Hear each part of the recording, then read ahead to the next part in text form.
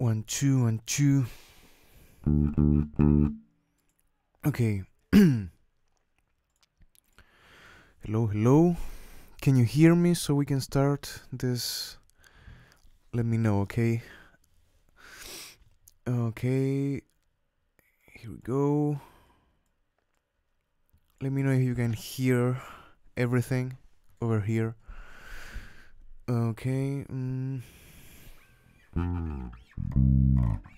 2, 1, 2. Oh, here it is. Shut up, you. Okay.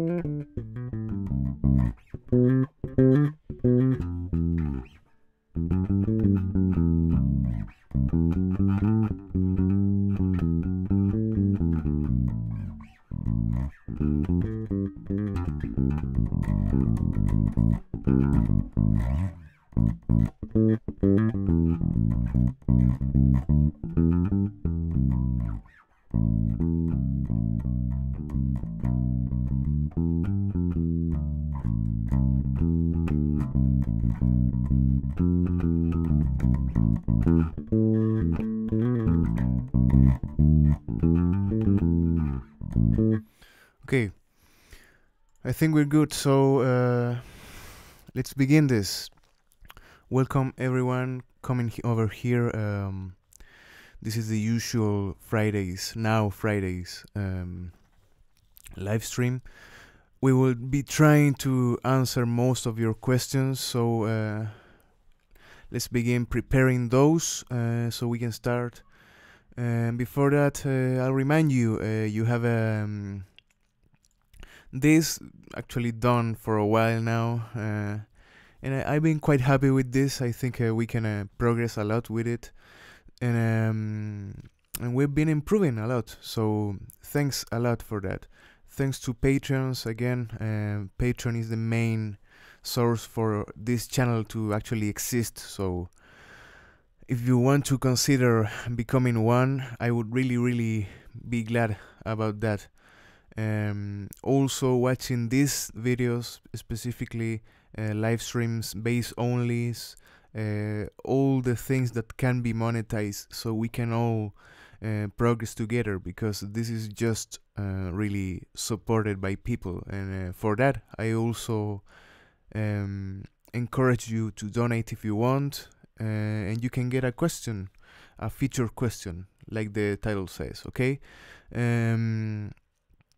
And that's it, okay? So let me know. How are you guys? We have some people. Wherever I may roam. Rob B, Tom Farron, Bukaj, Jakub, names that I can't pronounce. Luis Angel Escalante, Spaghetti and Meatballs. I remember you. What else? Okay, so a lot of questions, a lot of guys talking things, so let's start really soon, okay? Let me know if you have any delay on the audio, on whatever, okay?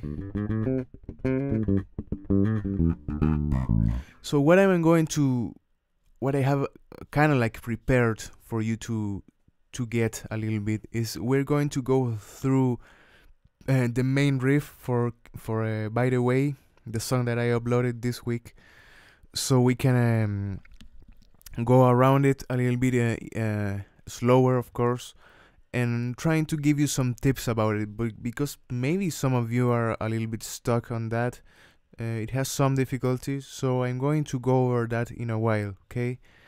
That will be the only thing that I actually have prepared. Most of you will have the participation on this, okay?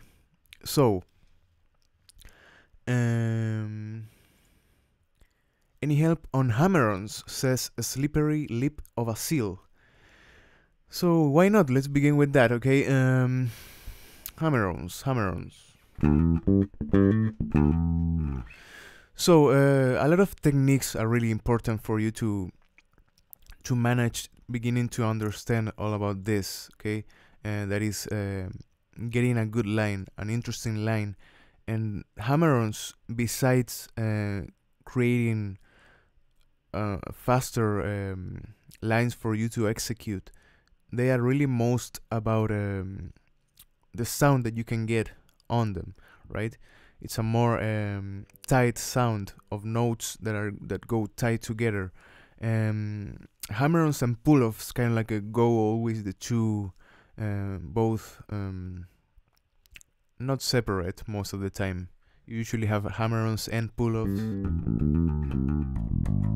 and people use them a lot to create different feels on intensity of it, because naturally the attack on a note that is hammered on will always have less attack than a usual note, right? So for that, it's important to get the technique on it, and I think it's really important. We're always trying to make honor of the name that is the hammer-on, so we're trying to hammer in the note into it, okay? So for people that don't know, that is mostly the technique is just thinking about two or more notes executed with one attack over here in the right hand, and all the other action goes with the left hand, right? So most important is trying to have a good attack into the note. It's not just placing your fingers, it's actually giving it a little bit of a hammering the name, right? So a good exercise for this is trying to go with your usual warm-up exercise, the usual warm-up exercise that probably you already know, that I kind of like teach to all of you, and it's really important to maintain. And it's just going one finger per fret and trying to create application of different techniques and different things really on this same thing. So the usual warm-up exercise maybe would be something like this, right? 1, 2, 3, 4 on the G, 1, 2, 3, 4 D, 1, 2, 3, 4 A, 1, 2, 3, 4 E. On whatever space, really, on whatever fret that you want to make it, but mostly I would begin with the 5th fret, because beginning the first one, it's a little bit more difficult actually, okay? Managing to do some things over here will always be a little bit more difficult, but it's really important to try to practice them over here all the time, okay? And never a bassist should be allowed to kind of like skip the lowest of the register, right? Skipping all of that will give you less of the role that a bass player should allow to have, right? So let's try practicing some hammer-ons over here, right? So the same exercise, we can practice it like this. It's just the same feel, but with hammer-ons, with 2 hammer-ons per string. That would be, so we're actually attacking 2 notes. We're attacking the first, hammering the second, attacking the third one, and hammering the fourth, right? So we're doing all of this in an open position, and we're having to be already accustomed, we need to be already accustomed to maintain the same amount of intensity on all the fingers, really, right? So you will notice that doing a hammer-on with index and middle will be a lot easier to do it with the 3 and the 4, right? Ring finger and pinky. So for that, it's important to practice this exercise, so all your fingers actually have the opportunity to have the same strength to be applied into the hammer-on technique, okay? So we need to go like this: 1 hammer-on, 3 hammer-on, 1 hammer-on, 3 hammer-on.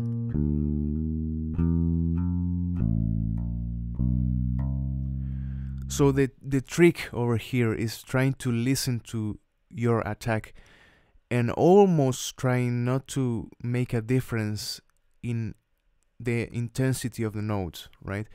Naturally, a hammer-on will always be, as I said, less intense, right? But we need to make it a lot more like the attacked note, right? And the same level of intensity, so we don't actually lose the sound of it when we're doing it with the hammer-on.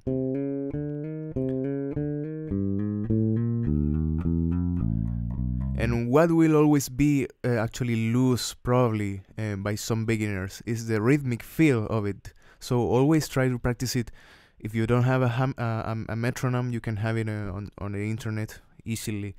But try to get your own rhythm on this and not trying to rush the hammer-ons, because that is a usual thing. When you're trying to rush, trying to apply other techniques, you usually rush and try to do it more specifically right into the note. But we're just doing it on time, all on time. So it's 1 hammer-on, 3 hammer-on, 1 hammer-on, 3 hammer-on. And back. So that is kind of like the first level of hammer-on exercises that you can actually achieve. And if you kind of like already got some of this, you can go into another level and trying to make more notes, trying to make your own exercise or variations of the same thing.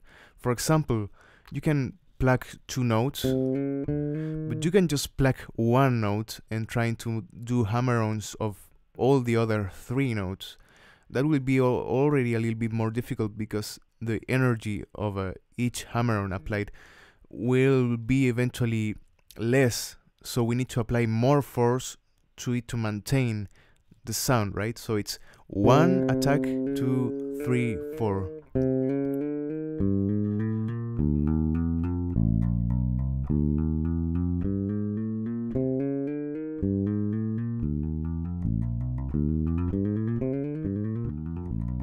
Right? That is kind of like not that usual. Usually you just go and play a hammer-on like this, right? With 1 note into another, probably in a grace note type of feel, right? But there's some times when you maybe will need to maintain hammer-ons of more notes, or maybe do the pull-off. The pull-off is kind of like the opposite of it, right? But yeah, I'm not going to go too much into it. I think I skipped actually a kind donation that I'm going to read right now. Walker Schlott, thanks too much. I think you're a patron. I'm kind of like sure of it. So thanks, double thanks. This is a guy that we can all be proud of, a good fan.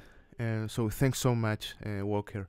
Have you ever used nylon tape wound strings? If so, what do you think? I recently put them on my bass and I love them and I recommend them for anyone.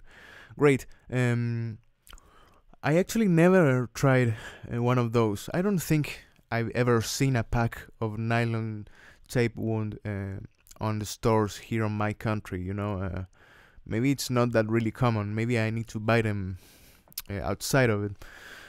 But I've seen some guys using it. You know, of course, you get a different tone. I would say with flat wounds and all other variations like a tape wound, you get a little bit less, a bit more of a mellow sound probably, and that is great for some. Maybe it's kind of like intermediate between into it. For what I've seen, really, I haven't tested it out, but. I gotta say, I usually go with my round wounds, and I'm a bit accustomed to it. The slides may be a little bit rough sometimes, right? Especially when you have not that new strings, and they become a little bit too rough to do. But I like a little bit of more of the bright tone that are around one in a jazz bass. You know, it's kind of like the same, your standard bright tone for a Red Hot Chili Peppers, whatever. But thanks so much for that kind donation. Let's read some more, okay? Someone says, Silver Junkie actually says, if you're not used to nylons, they are really weird and hard to get used to. Well, I think that's the main thing for whatever thing you apply into your new sound. I think we all kind of like get a little bit too accustomed to one thing and never try out other things. And for that, I would say it's important to test some things out. I was the guy that just maybe bought some packs of strings that someone told me they were good, and I never kind of like tested other things.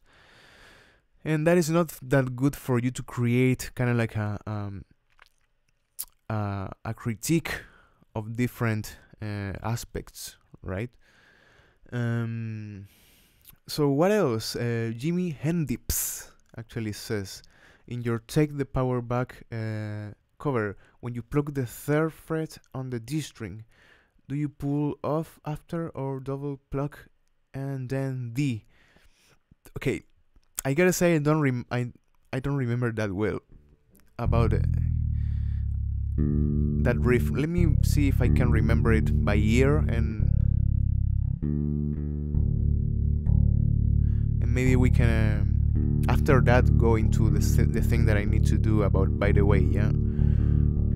Because we're already dropping the string. Okay, so this was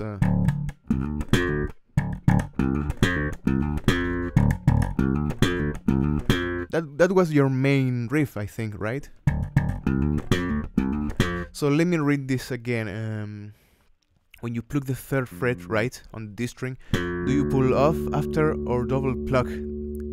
I'm actually pulling off, right? And that is a good segue into what we were just talking about. With your hammer-ons, you never had that much problem, especially when you're trying to do high attack things like slapping, right? For example, over here, we're actually doing a hammer-on from the 3 to the 5 with the index, and I like to use the little finger, okay? And I encourage you to do it also. It's never something like that for me. I prefer to do it like this. It suits better for your position, actually. So you have this hammer-on, and after you get it, it's not that difficult. But when you go into the pull-off, it's a little bit... It has other complexities that I always kind of like talk about, because many people just think the pull-off is kind of like just the opposite of the hammer-on. But if you just lift the string, I mean the finger on the string, you will get less attack on it. So you need to pull off a little bit to the side. It's not completely to the side, but you need to kind of like pick a little bit of the string while you go out, right? So that will give you the true pull-off for you to get a little bit of a greater sound of it. So let's go in context. I apply the same technique over here. So I go, I pop in the F over here, and I go F, D, but my pull-off is never like this. If I do it like this, you can actually hear some harmonics going on, something really not that clean going on, and I don't like it that much. I like it to be a little more like a note, right? So I go and I kind of like play it again with my finger, with my left hand finger, right there. Okay, so it's, and then that actually gives me more attack into it. Again, I was never quite sure if the original team, you know, the guy from Rage Against the Machine, he probably didn't do it like that. I don't know. But I am pulling off, not pulling out, pulling off in the video that you saw. Okay.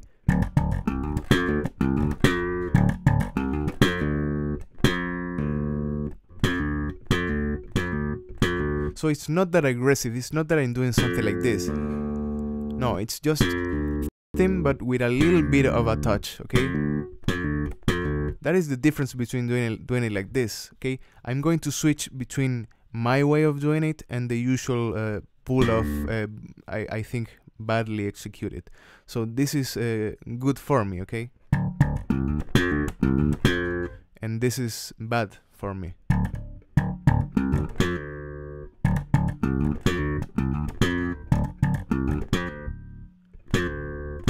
Can you hear? It's not that. Maybe it's a thing of just me, but I would say in bass you really need to take care of the pull-offs if you want them to sound with the same presence as an original note, right? So be aware of that. I don't know. Why don't we go a little bit onto By the Way? Okay, I have a lot of questions. Sorry about that. Okay. Come on, the outro of Goodbye Angels is easy as F. I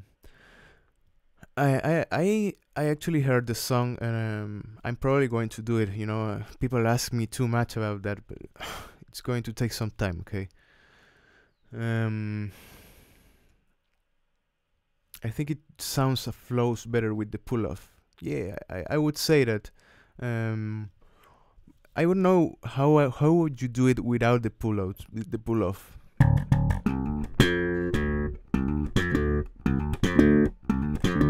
I don't know. I don't like it that much.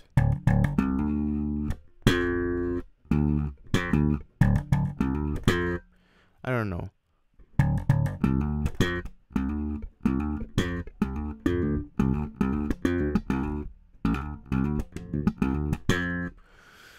There's combinations that I wasn't really sure about the combinations of slap and pop. I would say when I'm transcribing, the most usual thing that I need to pay attention when I'm transcribing something related to slap bass, I need to pay a lot of attention to differentiate between what is a slap and what is a pop, what is other technique, because if you execute them both well done, it's a little bit difficult to get it sometimes, right?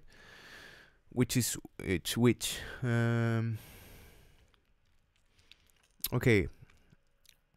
So while you prepare your questions, I'm going to go back to them, but I'm going to give you some tips about By the Way. Why not, right? I want to kind of like begin doing this, kind of like making some post, or it should be preparatory exercises for you to get a little bit more of the technique implied into what I'm playing. So hopefully this will help you a little bit. I don't know. Okay, let's change the scene. Okay, so here we have the tablature of By the Way with the nice MIDI sound. Blame copyright for that. I can't do it, sorry. But yeah, we have the intro, your usual intro. We're going to skip this and we're going to go into the riff, the main riff, okay?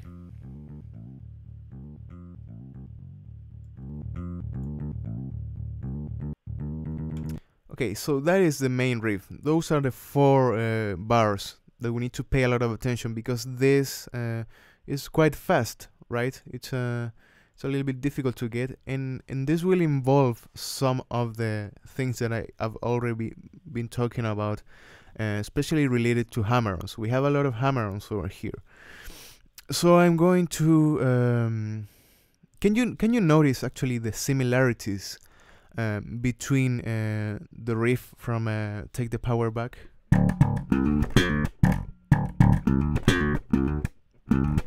That is the riff, right? And now this is the riff for By the Way.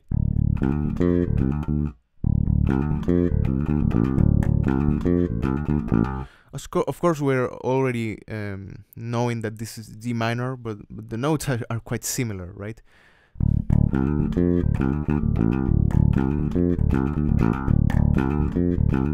So this is your first bar. I'm going to play the 4 bars, okay? This is...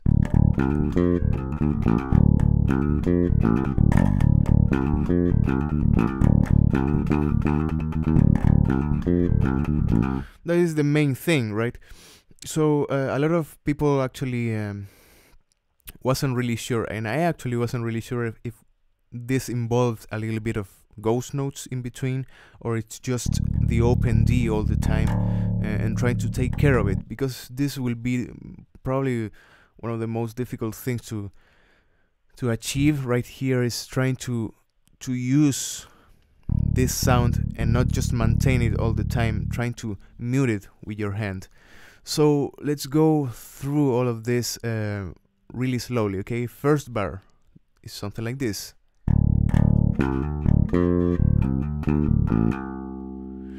So this definitely sounds harder than it is, okay? You will get it easily, because you have a lot of raking and a lot of hammer-ons put into it. So we're actually not plucking every note, and we're using a lot of raking. Remember, raking is just having one attack of the finger and in 2 strings at the time, right? One after another. So you have something like this, and you play it with 1 finger. So that execution combined with hammer-ons will make it a lot easier. So you have this. Sorry.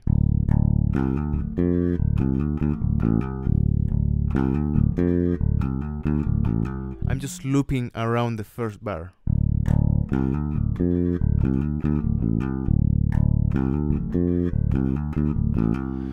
So let's decompose a little bit of this, okay? So you have your first 2 notes, not that big of a deal. Of course, you need lower action than the one that I have now, okay? So for it to sound a little bit more aggressive. Now I am having a not that low action, so you need to go lower. After that, we're going to make our hammer-on from C to D,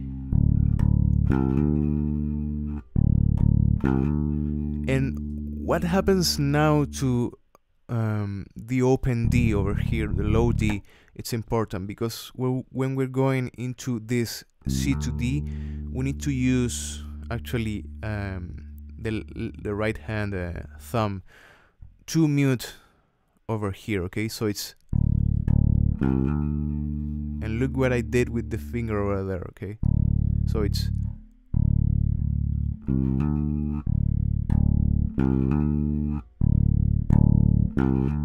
that will stop the sound. If I'm not doing that,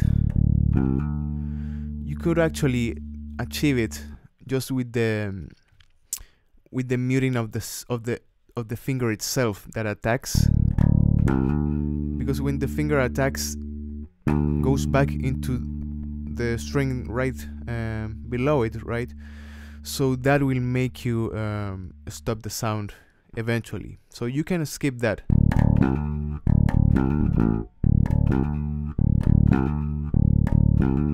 But I do it anyways, right?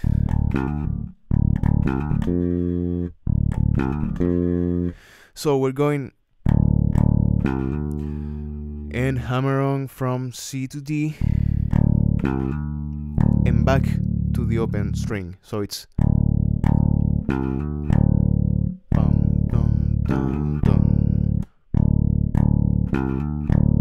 and now we're skipping from this open into F over here. And I think now we really need to mute this open string when we're going into the F, right? Because if we're not doing that, it should sound something like this. And you will have a lot of sounds going together, and that you don't want really, for the line to be understood a little bit easier, right? So you need to go and mute with your thumb over here, right?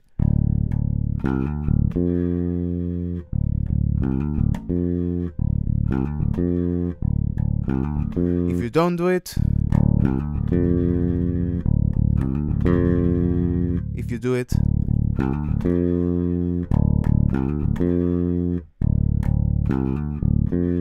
right?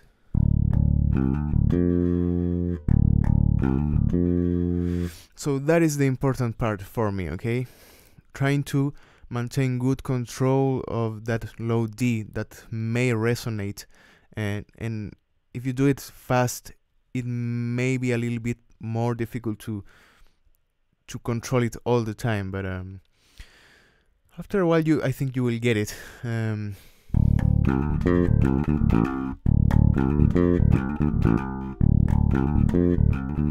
So for the other part of the first bar, you have, now you play again,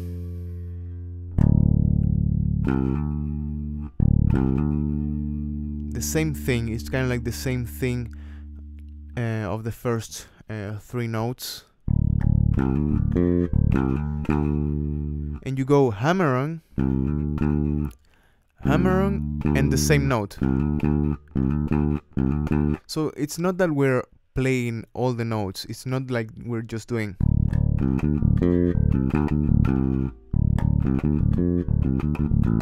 No, we're doing, and that simplifies it a lot, okay? You have just dun dun dun to dun to dun to dun dun dun dun to dun to dun to dun. Those are the attacks that you actually need to maintain over here in the right hand.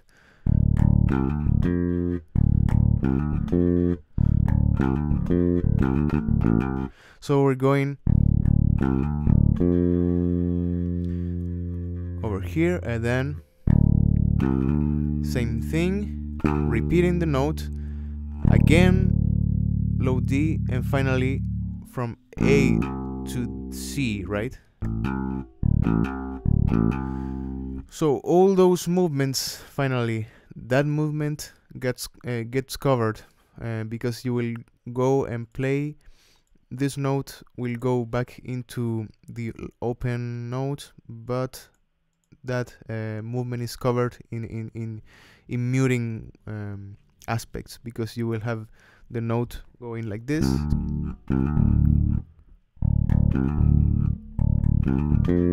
so no problem. But from here to here, you really need to be careful, okay? That will be probably the most difficult thing to get. You need to mute, okay? And after that, it's kind of like the same thing. So really slow should be something like this.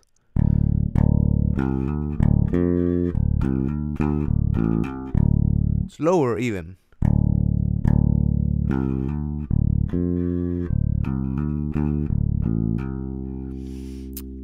And try to apply the thing that we were just talking about, related to hammer-ons, okay?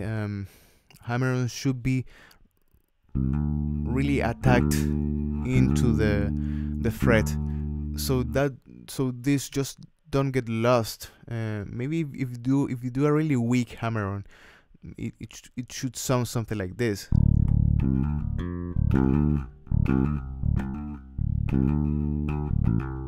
I don't know. I usually can't do it wrong properly, but if you have lower attack, that will also benefit your own stamina, because you need to pay less attention to maintain stronger fretting and stronger plucking, okay, when you're having a little bit of a lower down strings into the neck, right? So that will help you a lot for this. if you try to do this and do it with the same intensity with the action that I actually have now, it will be a lot of trouble because you have to grind a lot. You have to pluck really hard. So it's and for me to do that, it's really difficult actually to think about doing that all the time with this action, right? So that is some adjustment that you really need to be aware of when you want to switch songs. Some will need a little bit more, some will need a bit may need a little bit less to get the actual tone of it, right? And that's it for the first bar, and actually the other bars are not that different, right? So you have it's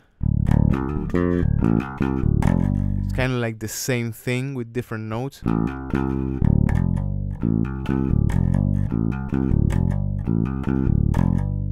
So the raking is always, and that's what I actually didn't mention at the end. The raking is always when you skip strings from higher to lower, okay? From higher to lower, or here you have raking. That means the same finger goes. So it's the same index. Index again over here and over here again. So actually, whenever you see something like this, some strings skipping from higher to lower strings, you need to begin getting accustomed to do it, because it will make it a lot easier for you. I think this is made for you to do it like this. If you weren't doing it, I don't know how it should be.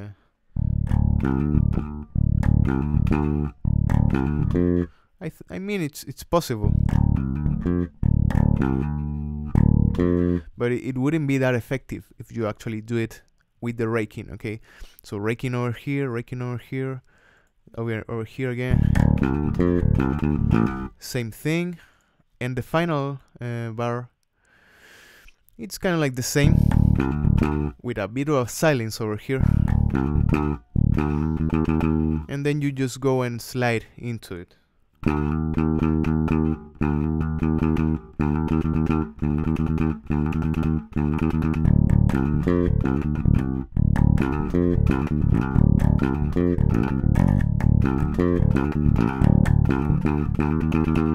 And that's it, okay? After a while, you need to kind of like practice. If you have this software, the thing that I always do when I need to practice a lot, one or a couple bars of something, I usually just select all of this, something like this probably, I don't know, and just go and loop it, and I try to loop it, and I just go with the tempo. I play with the tempo, maybe doing it slower from 50%, I don't know, even 25%. And then I just go until I get to 100. And I like that because you can maintain a loop of it, and you can actually begin increasing your speed, okay? So no problem if you can't reach it at first, but you need to be aware of all of that you're doing. You need to be aware of maintaining your cleanness in the execution and polishing all of your techniques, really, okay? And that will make it really different sounding, not just some mess trying to play around it, okay? That's it about the riff that I wanted to talk about a little bit, okay? I don't know if you have questions about this specifically. I'm just going to read now some things, okay? What's the software? The software, it's Go Play Along. You can actually find it for free on the page of the software. It's Go Play Along, okay? And it's my lovely software, and I love the guy, I love the software, so give it some support. Actually, try to buy it if you want. because it actually helped me making all of this, specifically because you can sync up with the original song. It has good visualization of it, real good, nice, big numbers that I like because I'm too blind. So I like it. Can you play this with a pick? Says Kevin. I don't know if you can. Let's try it.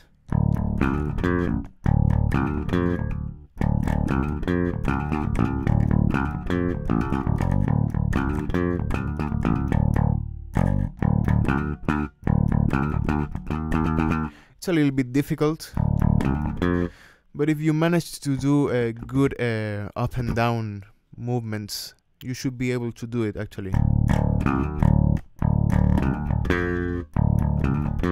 When you're having a pick, you can't just count on your thumb to mute the strings, right? So you need to begin muting with the palm over here. For example, where I'm going from here to here, I'm actually muting with my palm, right?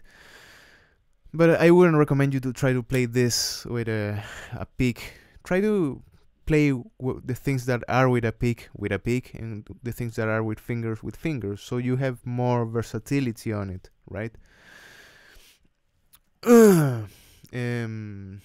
I love you. Thanks, Spaghetti. Show all your guitars. I actually have that one and this, and an acoustic guitar, and that's all of it. Okay. I was just talking about the muting, right? I hope I'm answering some of your questions here. It's a little bit more difficult for sure, but it wouldn't be a bad exercise to practice some picking. Why not? You can see I'm not that great with a pick compared to fingers, probably. I'm not always playing bass with a pick because I play other instruments, and when I play guitar I usually use a pick, but not when I'm playing bass, just because I like it that way. But I never take shit on people that use picks. I usually take shit on people that kind of like don't know what to do with fingers if they play with picks, or the contrary, right? You need to be versatile. You need to get more of the language involved, okay? Different attacks, different uses of techniques, right?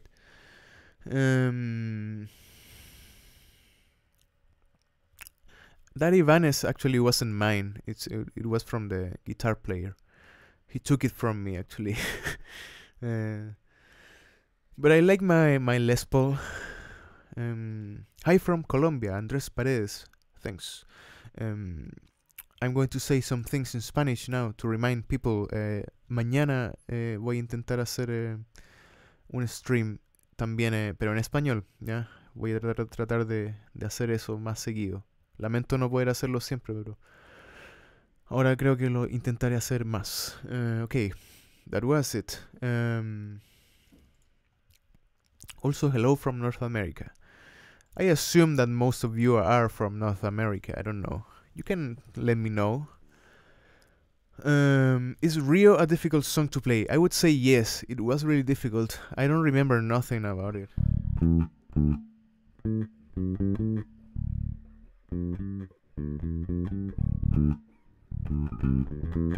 I don't remember the main riff, but it wasn't that easy to pull out. I wouldn't recommend it for a true beginner, but if you have some will, you can do it. Would an octave pedal make the interlude sound more like this song, but more full of energy? What song are you talking about? I don't know what song are you talking about. Which amplifier you recommend? I gotta say I don't mess at all with amplifiers. I usually go and send myself into the computer.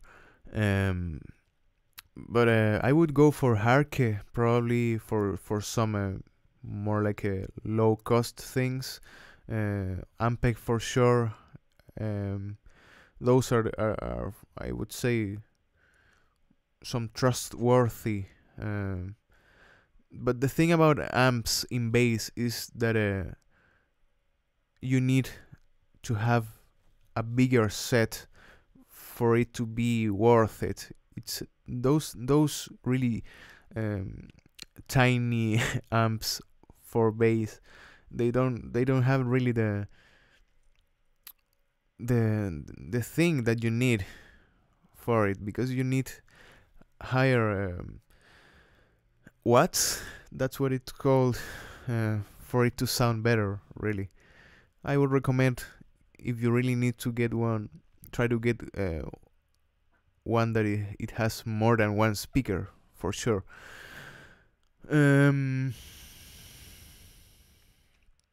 What else?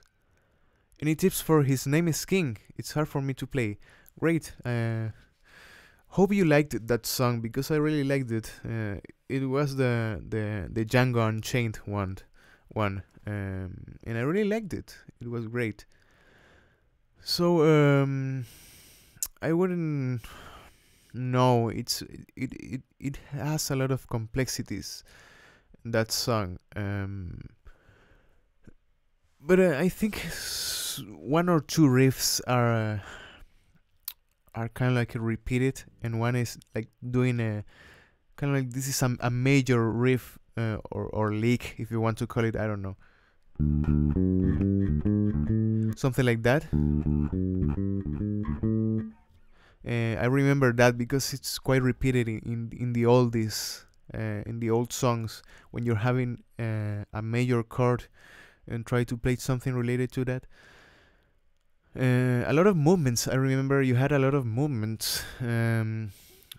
So that is important. Always try to think in future, kind of like in an advanced way of what you're going to go. What chord are you going to go? Specifically, I don't know. Let's figure out. Here. Let's say you play D major, and then you need to go to G.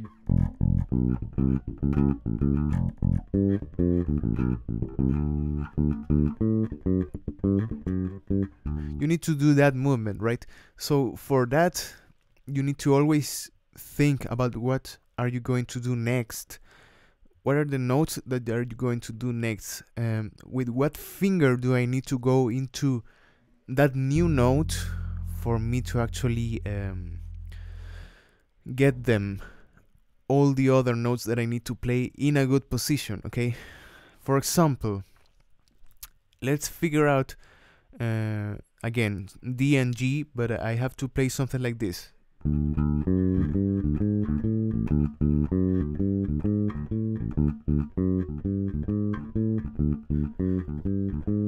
And then I need to repeat the same thing over here.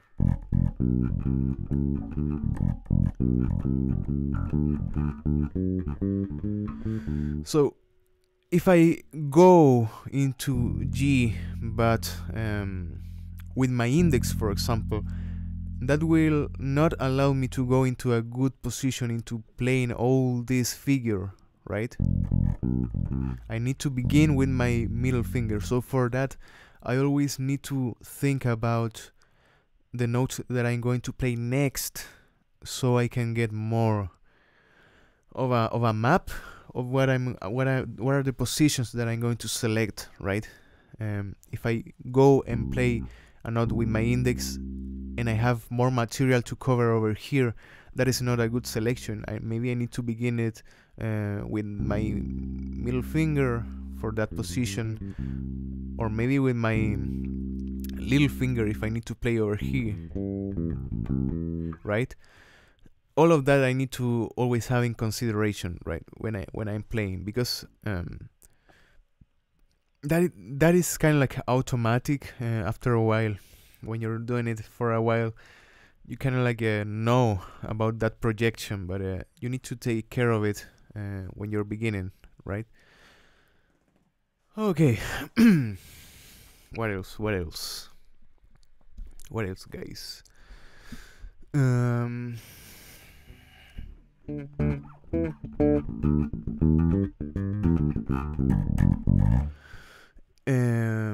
Ricardo Lopez Martinez, thanks for your comments. His name is King is a good one. I'm glad you liked that ones. I actually have some tunes that I think you're going to be quite excited to play. I'm preparing some Rush. I'm preparing some Black Sabbath. So I would say you will like it probably. So wait for it. Um, I was just talking about amps, so I'm just going to go into the forgotten questions for a while. Sorry if I can't read all of them. I always say, and some of you actually take the time to write a lot, so sorry. Someone said he's giving away 3 iPhones. I would say that is kind of like a fake thing, so I'm going to block that guy. What scales should I learn first? Daniel Sofal? And that is a good question. I always try to think about it, but I don't think it's a difficult choice. I would say the major scale is the most basic one for you to first understand names of the notes, shapes of scales, and arpeggios. And after that, I would say major scale, important for sure, right? All positions from your middle finger, C, D, E, F, G, A, B, C, from the index.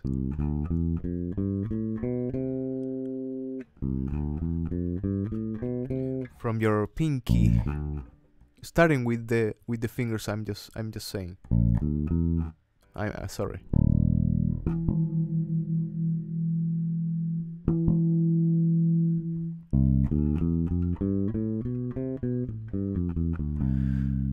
And then trying to manage different positions. Again, open position, something like this.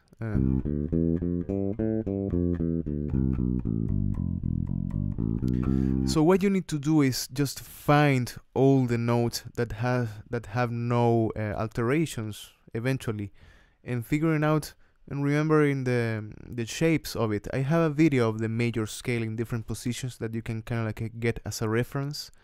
But yeah, you have a open position starting with your 3 finger.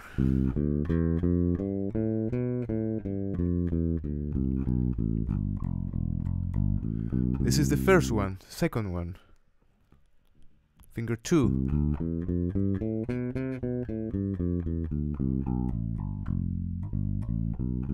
Right? Another one over here. Finally, it's the same thing, just beginning with 1 finger, 2 finger, or the 4 finger.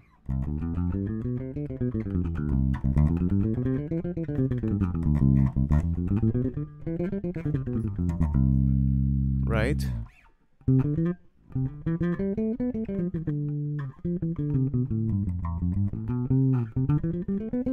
And then you just repeat it.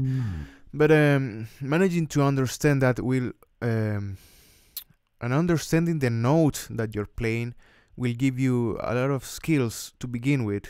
First, knowing names of the notes. Okay, it's not just remembering. I wouldn't encourage you to just remember the positions of the scales, the shapes only. Okay, I wouldn't encourage you to do something like this: 3, 5, 2, 3, 5, 2, 4, 5, 4, blah, blah, blah, blah. No, I would encourage you to say the names of the notes, right? C, D, E, F, G, A, B, C, B, A, G, F, E, D, C. Sorry, I can't say that great in English. I'm accustomed to my do, re, mi, right?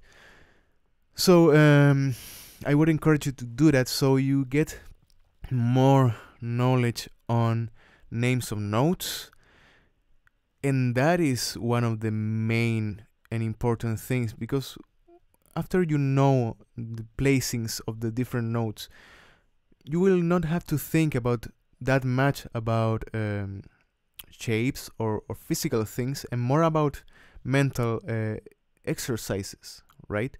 For example, if you want to make the same major scale, but from G, you will of course think about the position itself, but you also need to think that if I stop you while playing this, if I stop you in any note, for example like that, you should always know what that note is, right? It's a C. And after all, I understand that many guys, and it's understandable, I do it all the time, having a lot of patterns for you to memorize, it's great. You don't always think about the notes, but it's important also to know them, because in that way you can also get out of all of this. You can get out of the shapes, you can get out of that and play the sounds, right? That is also really important. But yeah, major scale, really important, because from the major scale you have modes, and you have the minor scale, and you have minor harmonic, minor melodic, and from there you are actually kind of like all set. If you add into it maybe the pentatonic scale in minor and in major, in minor and major, and then blues scale in minor and major.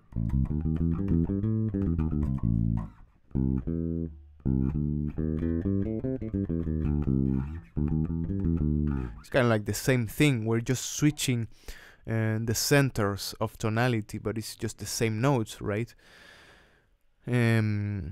So those scales are really important to work on, to get the intervals that make them unique, right?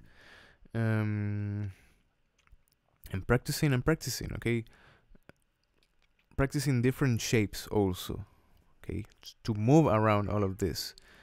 But most importantly, I would say arpeggios are, I think, a really important tool for beginning to understand what the role of a bass is also, okay? We're not always playing scales around a chord. We're most of the time playing with the arpeggio. That means the chord tones, right? So that is a C major 7 chord, for example. Those are all the notes. And you can do it again with the 2 finger, with the 1, with the 4. And you can do it in different inversions. So I would recommend you a book that I'm actually practicing with some arpeggios, that it would be a really great tool, and I really like that book. I think it's actually helping me a lot. It's a comprehensive study of chord tones by Jeff Berling. You can actually find that PDF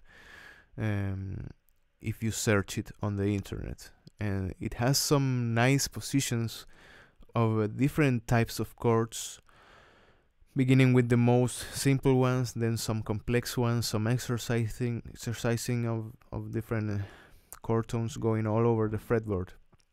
That will give you a lot of understanding for the main thing that we all need to achieve, and that is someone saying to you, okay, play me something for this A minor that I'm playing. Okay, what do I do? Where's A? How do I start? Okay, first maybe I know this is A, then maybe I know an arpeggio of A minor.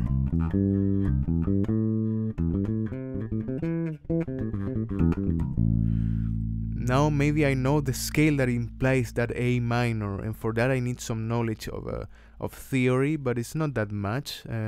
I need to know that it's the A natural minor scale, probably. depending on the key, right? Depending on the context of other chords. But most of the time it should be a Dorian or a Aeolian. For example, a Aeolian is a natural minor. So after all of that, I already have some knowledge of what I can do, and when I have more knowledge in my head, more possibilities of what I can do, then is when I can really release my creativity, because I just have a lot of options. Okay, it's not just someone saying to me, play A minor, and I'm just like that all the time, because I don't know where else to go, right? But that is the thing that we need to open in our mind, really, is to having more possibilities to work on. It's never bad to do it like this if we're in context, if we know that we need to do it, but not in the argument of this is just the only thing that I can do, so I'm going to do it. No, I decided to do this because I know it's better for the song, and that is a good example. Okay, I can do something like this, but if the song needs more of me, I can't just go and do something like this, right? I need to go and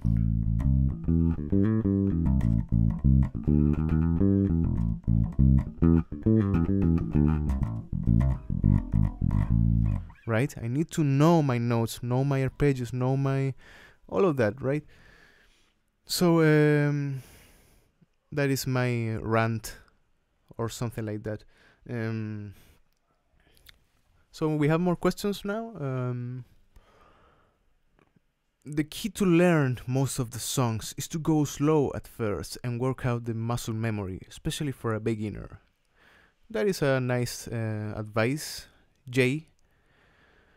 I would say people never take the time to go slow, and that is a really important thing to understand. Okay, try to go slow, yeah. Especially because when you go slow, you really get the idea of knowing the different nuances. I think that is how it's called, nuances of what are you doing. Okay, are you playing, are you muting, are you cleaning your sound, are you having consistency of dynamics? All of that is something that we need to process in a really short time when we're playing fast. So when we're playing slow, we can actually take account of all of those things, right?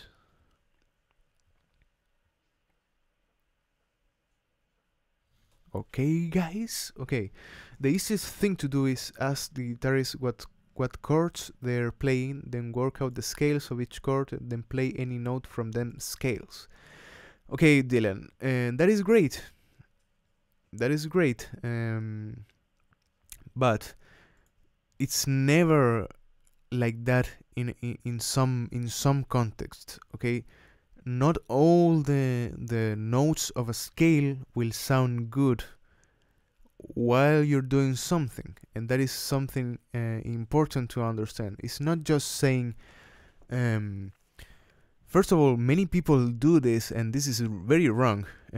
Maybe someone says to you, okay, I need to play C major, then I need to play F major, G major, and you go and just play C major scale, then you go and play F major scale, and then you play G major scale, and you think that is all you need to do. First of all, you're doing it wrong, because when you're skipping from a same tonal center into chords, you're not always playing major scale. You're always need to focus on modes, really. So if you need to play like the same example, C, F, and G, that is probably most of the time C major, right? Or first chord, you have a cadence, C, first grade, F, fourth grade, and G.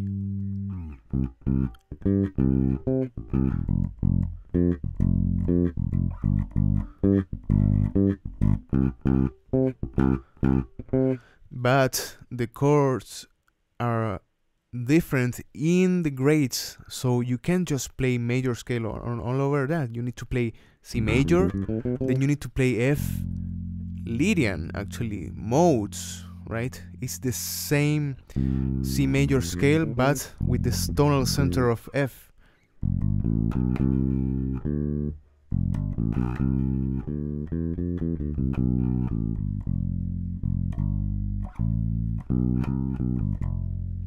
And for G, Mixolydian, actually. That is a really common mistake of it. So again, if you already knew that, it's not like you just have to play whatever note of that scale even. So most of the time, that is why it's important to know a little bit of chord tones, because those will be your tonal center of the same chord. Okay, your 1, your 3, your 5, and your 8, as you said, your third, 5, and octave. That is important. Yeah, and from that you need to make colors and different things around scales. Okay, I would say that is the basis role most of the time.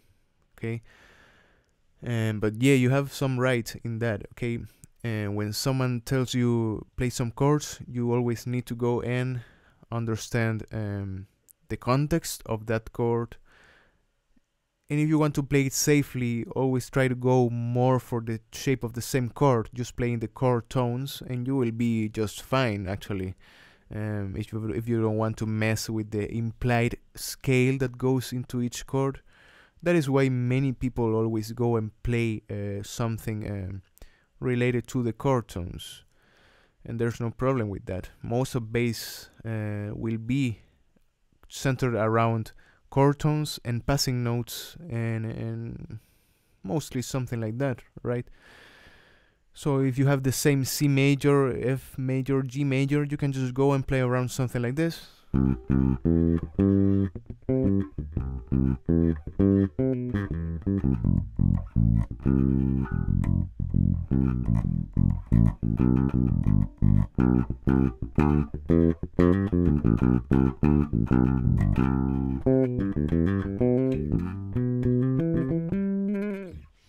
Yeah, just messing around with a little bit of passing notes or something like that, but yeah, you can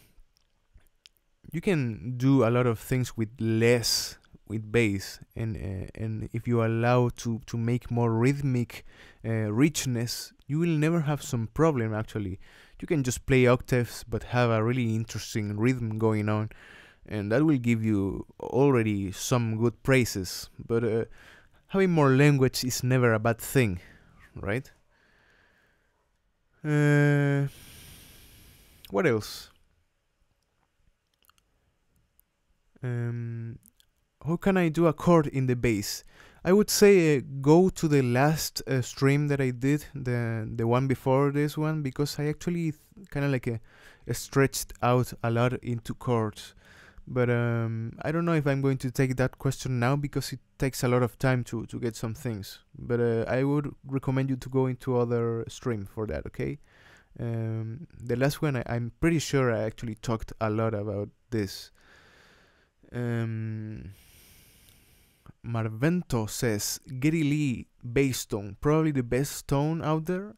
Kind of like a question of it. Well, I'm actually trying to figure out the tone for Geddy now, because now I have to replay some Rush. No, I'm not preparing YY set now. I'm just preparing a new song from Rush. But probably I'm just going to do it now, because now I think I can pull out a little bit more of the real tone that I wasn't really doing any favor with the old video of Rush that I have. I was just playing really wrong in terms of tone and in terms of execution, for sure. Okay, so Geddy actually plays first in the physicality of the instrument.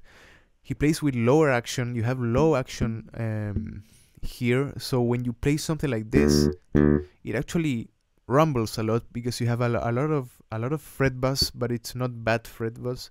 It's a good that, but with not that much plucking strength. And you can add some plucking strength to that, and you will get some tone if you play around the neck pickup. And I was just playing with the bridge pickup in that video, and that wasn't that good. You need to play on the neck pickup and play like this, something like this.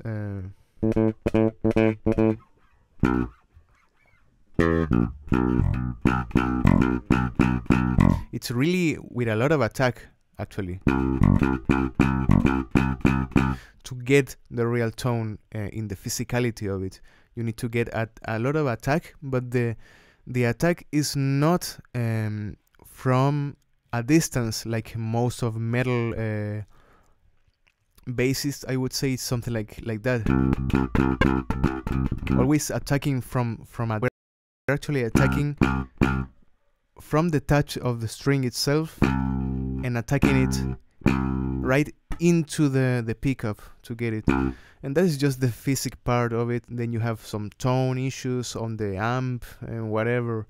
But I would say it's a really functional tone for what he tries to do, and that is making the bass a lot of getting a lot of attack, presence on it, and aggression, and it sounds really good, I would say.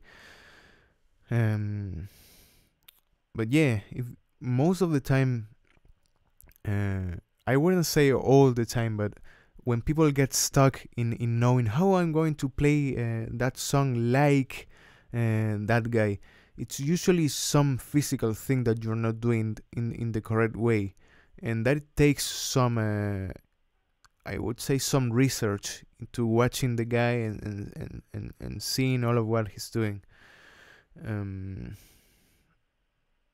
But yeah, that is the thing with tones. It's always difficult. What else? What is the best way to play dead notes or ghost notes? I don't know.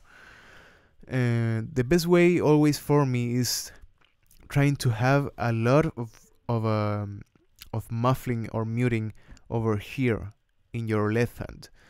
As long as you play with a lot of fingers muting your strings and touching the strings while playing ghost notes, remember you always need to lightly touch the strings so that sound comes out. But if you're trying to do it first with just 2 or 1 fingers, that won't sound that percussive as you really want it. You will get a lot of harmonics. If you want that to happen, there's no problem.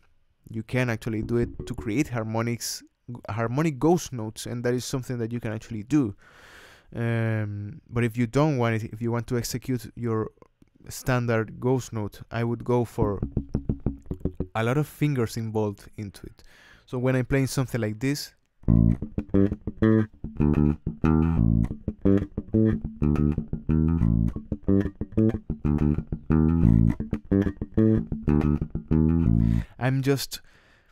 first of all, I'm just playing constant ghost notes for this little line that I just created. But the important thing is when I'm going to execute all the ghost notes that I'm playing, I'm always lowering down with my whole hand to touch the strings. So I'm always in contact with all the strings when I'm playing this.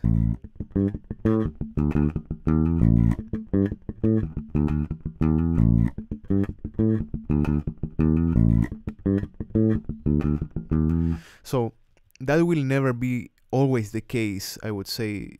Sometimes you will have to sacrifice some of that because you don't have the opportunity to create ghost notes with the whole hand, but that will be your standard.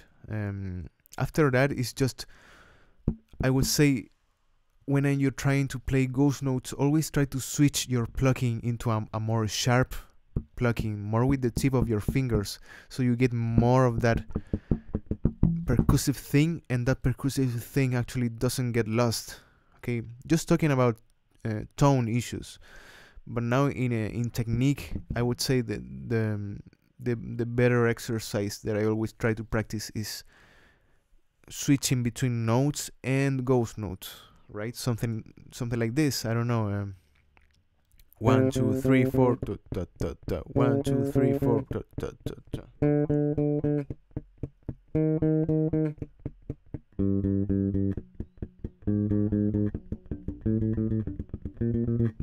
Or maybe 2 2.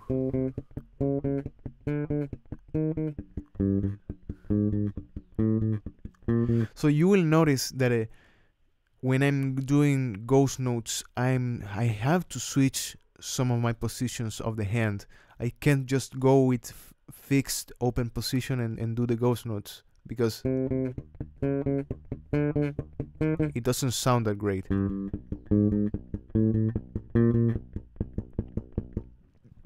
I need to create a block of muting over here. So I just go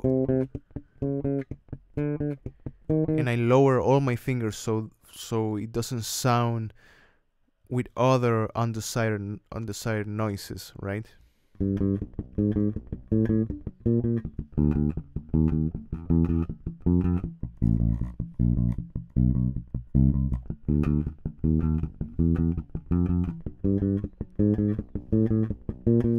I would say that is a good exercise to try to practice, and you will think probably it's easy, but it's not that easy to create good sound into it, right? I know I'm kind of like a sound Nazi or something like that, because I'm always thinking about getting clean sound, getting good sound, because that is important. Not even in the software or hardware or things that are outside your own execution.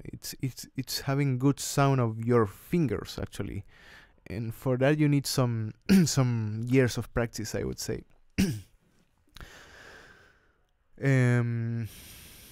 So, a couple of more questions, probably. I don't know how much time do we have doing this, but I will need to go in a while, so let's see, more questions. What is a good way to organize a practice session? Scales, theory, transcribing, etc. Okay, great question, I would say, and this is a great question. First of all, daily practice, I would say it's important, okay? If you don't have the opportunity to play a lot daily, it doesn't matter, but it should be daily, really. 15 minutes, 10 minutes, even just grab the bass with one hand and just pick it up for 10 seconds and then just leave it. But just do something related to your instrument daily, because that's kind of like a difference of practicing, sporadically will give you a great deal of a difference, I would say, because you will have in your mind all the time the process. Even if you're not playing, you should think about it a lot. Think about playing, think about what you should be doing with your instrument, all of those recommendations and whatever. Then about what I think should be a good way to organize is, first, always having a song that it's that it's in your level of difficulty. Okay, a song that it's on your level of difficulty that you can achieve. Maybe some easy songs or some song that is a bit of a challenge. That is one. I would say then try to have a song that it's difficult for you. Maybe a little bit more of a challenge.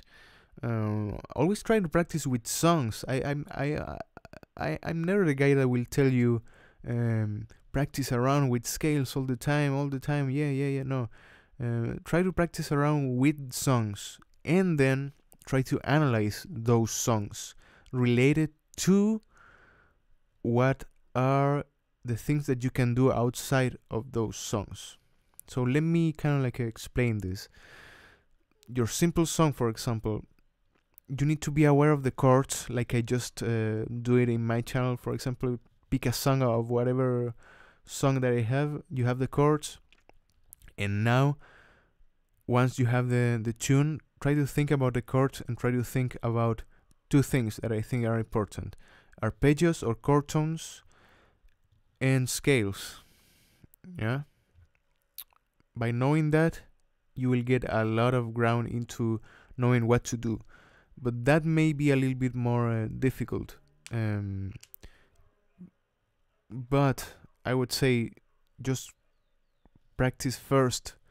If you're a beginner, with warm up a lot before all of this, a lot of warm up and a lot of different exercises, trying to warm up around all the fretboard and having to figure out all the different things related to position and all of that. And while you already think you're mastering all of that, you can begin to understand more in the theory of it, try to play your scales and whatever.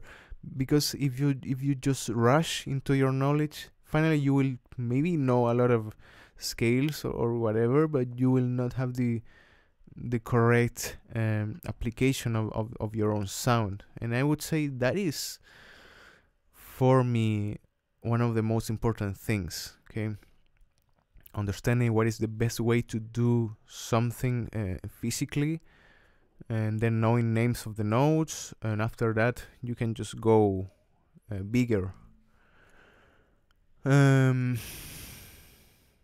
But I think I'm going to think about more that question, because it's a lot of responsibility to tell you. Practice some songs. Always apply it into what you want to play, because if you apply it into what you don't want to play because it's boring, in the beginning you will get a lot of misconceptions of what is practicing. Okay. What's a little number before a normal one in your tabs, like in Crazy Little Thing Called Love? Adrian Romero. That is a grace note, and that is actually just playing a note, but before the note you kind of like at the same time, actually you think about it kind of like at the same time. Just before it, you just play a different note that it's usually played with a hammer-on or a slide. For example, something like this. That. For example, we're just playing something like this.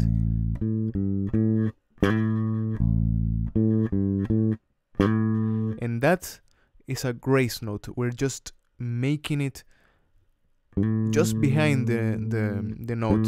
Okay, you could actually notate that maybe as a 16 or 30-second going right before the original note. It's just that, but it's usually notated as a grace note, so it's easier to understand. And as I said, it could be like this, or it could be like this. Slide into it. And for that you need first to know what is a hammer-on, what is a slide, and then trying to apply it really fast. Okay, I would say this is kind of like an intermediate way of approaching techniques after you know a little bit about hammer-ons and pull-offs and all of that. Sorry. What kind of finger positions do you use for hysteria? Well, I don't remember now. It's been a while, but let's see.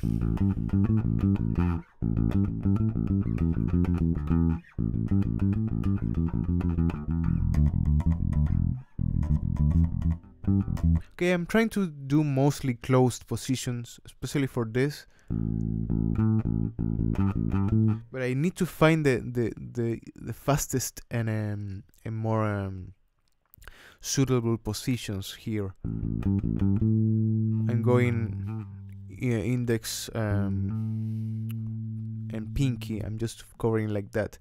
But with this distance, you could just go index and ring finger, or 1 and 3, 1 and 4. I'm just going to refer to these ones as 1, 2, 3, 4 most of the time, right? So 1, 3, and this is a thing that I was just talking about. I don't know if you were there, but I was just talking about going into the note, but knowing about the notes that come after that note. So in this case, the wiser position should be going immediately with your 3 finger into this, because you're going to then do something like this. So you should do something like this.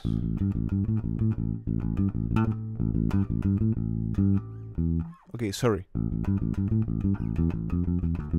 You should immediately go with your finger that will cover all the other notes that you should be playing after, right?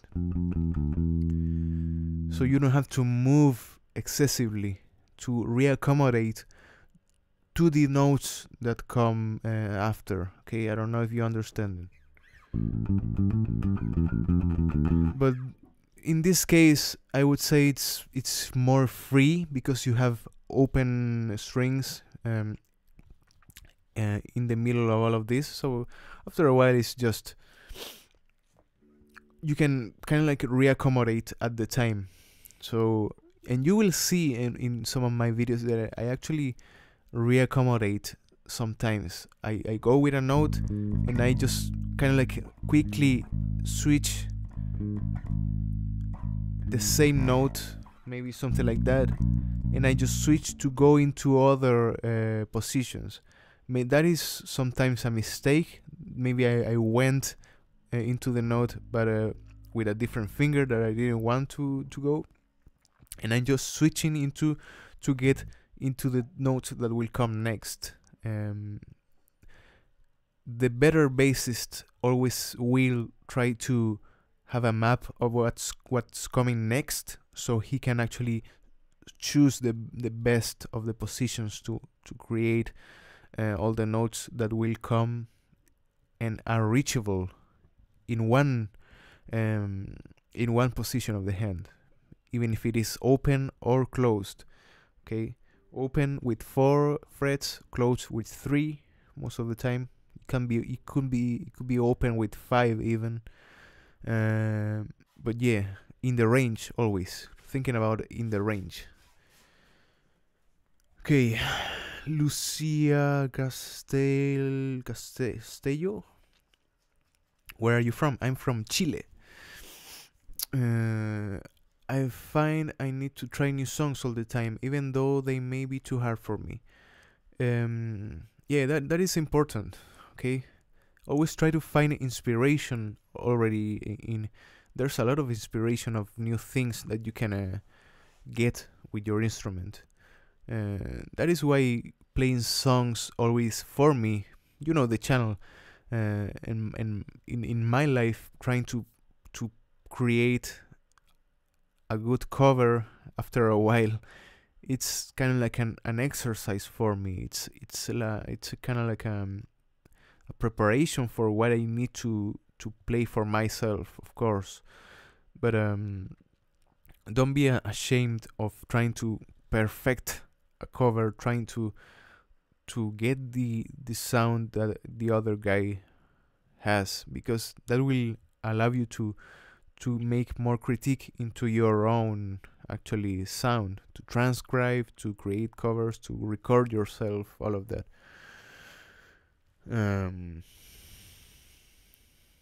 How to keep your muting sound perfect. Okay, when you talk about muting, always remember about this. When you say muting, I'm assuming you're talking about right hand muting. Okay, that you're talking about muting undesired noises most of the time. Okay, because some of you use muting as this, as ghost notes. Okay, but yeah, for muting, I would say it's important to use floating thumb. That would be kind of like a rule of thumb for me, because you need to always play and go around and move yourself, protecting the sound of different strings while going like this, right? And that is an option for me. I know there's a lot of people that just stuck their finger over here and just play and go. But for me, that doesn't work that great, okay? So there's things that I do for maintaining a really clean sound. And I was just looking at myself the other day, trying to understand it a little bit more, because sometimes you do something and you don't understand what you're really doing. So this is what I do. I play. When I'm playing in the E string, no problem. I just go like this with my thumb over here, whatever. When I play on the A string, I just go and mute with my thumb in the E string. And I'm always, by the way, I'm always protecting the other two strings with the side of my index finger. So in case it resonates, I can just stop it with my left hand index over here, right? Making kind of like a capo action over here. But yeah, going back to the strings over here. In the A string, I just go and place the thumb, okay? But then I just figured out that I'm also using I don't know how to focus it, but I'm using this finger. I'm using the ring finger to already mute the E string and maintaining it always muted with my ring finger. So when I'm now skipping into the D string, I just go and play the D string. I mute the A string with my thumb, and I'm also muting the E string with my ring finger, right? And you could say, why is he doing that? It's impossible for him for now to play the E string not on purpose, right? But sometimes it happens. Sometimes a little bit of a sound will give you some noises, right? So now I'm playing the D string, and I'm actually muting all the other strings. I'm muting the A, the E with my ring finger, and I'm always prepared to mute if I need with the side of my index over here.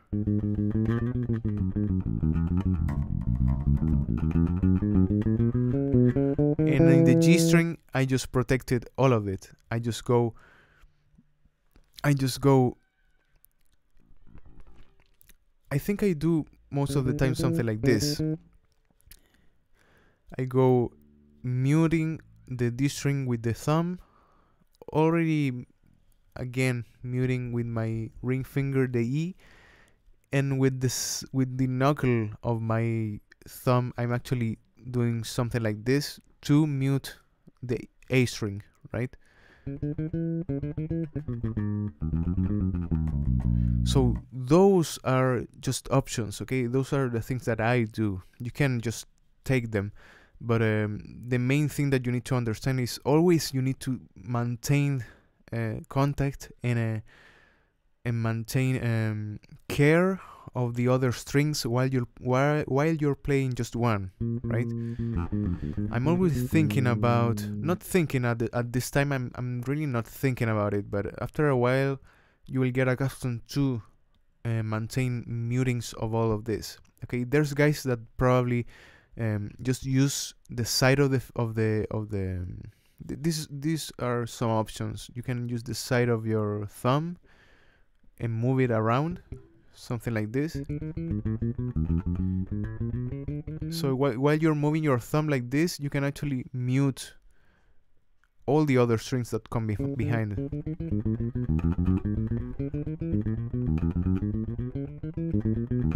That is an option. I don't like it that much, but it's an option again. If you have more strings, like 5 or 6, 7, you need to always think about this, because that is always important.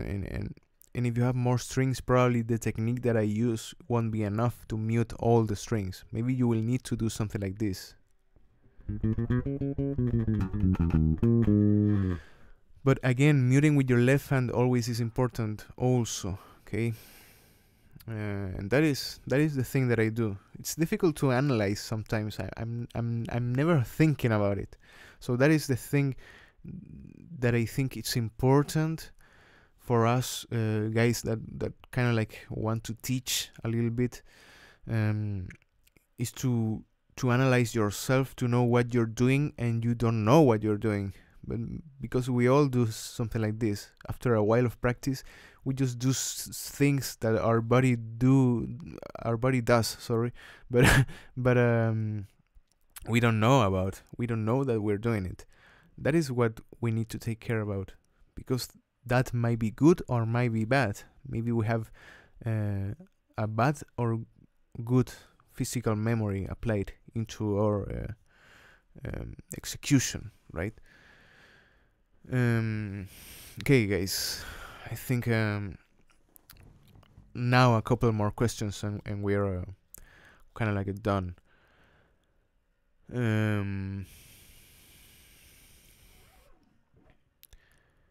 What else? What would you recommend to learn how to stretch my fingers better? I simply can set my 4 fingers on 4 different frets on one string. Okay, I know it might be difficult. I know there's that thing that some people say, oh, I have my hands are too small, and it may be the case, no problem with that. But most of the time, it's because you're not reaching in the correct way, okay?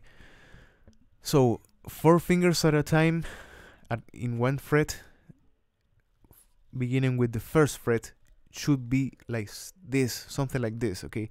So you stretch out totally your index and your pinky finger. They're kind of like antennas going really open and really straighten out. Those fingers bend a little bit, but this position, you can't just do it if you have your thumb over here and playing like this. It's impossible. But if you release your thumb, place it over here, and then this arm, you actually kind of like put it in front of the bass a little bit more, trying to go like this, you can reach a lot. You can actually reach a lot if you do it like this.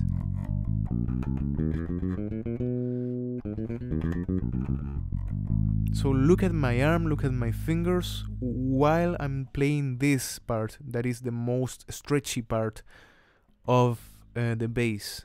F, F sharp, G, G sharp.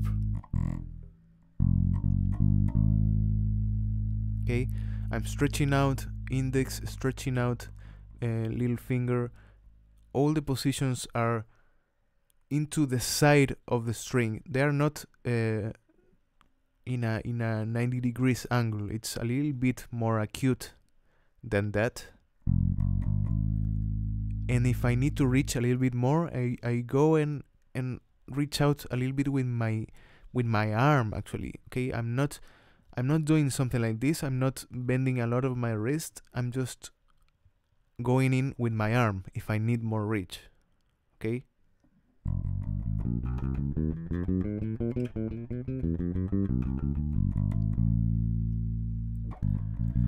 And that reach will be a little bit easier to do while you're going around over here, okay?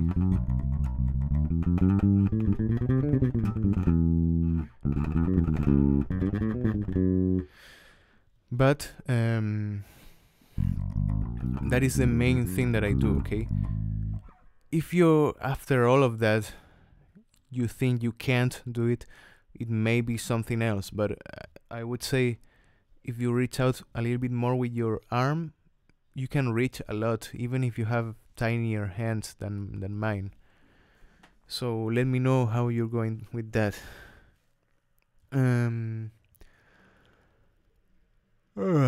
Okay, I think we're done with this. So what could I do to learn bass as a left-hander? Well, I wouldn't know. I think you can just buy a left-hander bass. No, I know many guys that are left-handed, and they're just kind of like forced themselves to play right-handed as usual. and those are great musicians most of the time, because I would say the hand that always needs more work in whatever stringed instrument like this is the left hand. So if you have a strong and left hand, I would say you maybe have more advantage than a right-handed guy if you have a really good left hand. So some guys actually maybe would encourage you to play right-handed, even if it is a little bit difficult. That will give you miles of knowledge probably, and maybe will save you some money, I don't know, but it may be a little bit harder, I don't know really. Okay, okay, too much. Okay, thanks for all of you watching this. Thanks to the kind donations that appeared on this stream. I hope some more of you guys take the opportunity if you can, of course, because again, I will say it again, this channel is supported only by you. At the time that all of you don't support this channel goes away. It's quite clear and quite easy to understand. So thanks so much for that. Thanks.